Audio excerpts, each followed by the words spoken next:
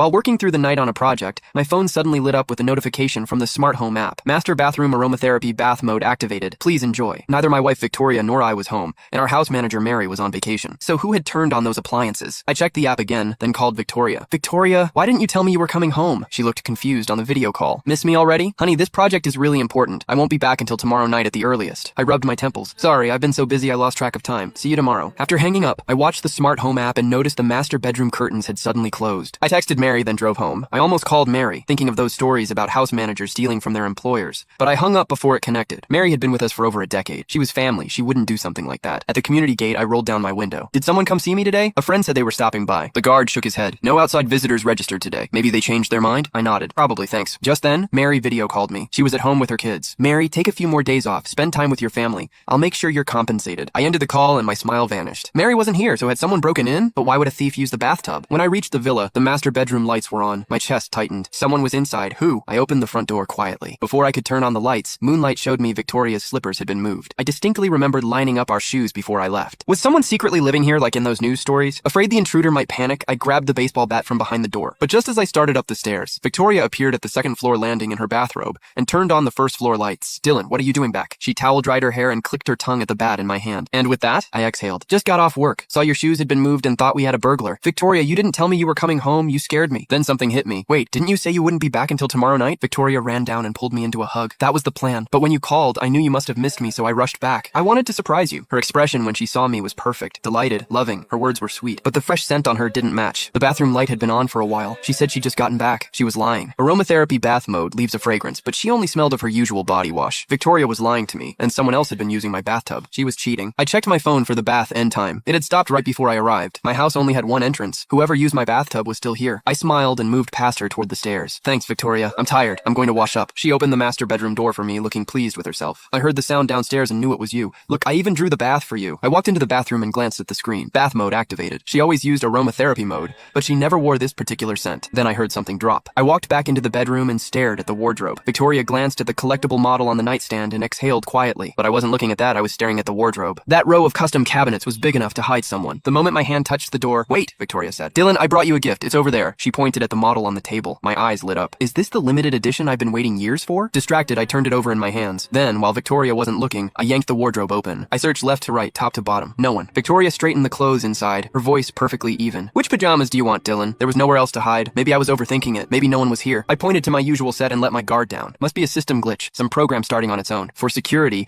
I had facial recognition cameras at the front door and a hidden camera inside pointing at the entrance. You can find the full story in my bio. It's free.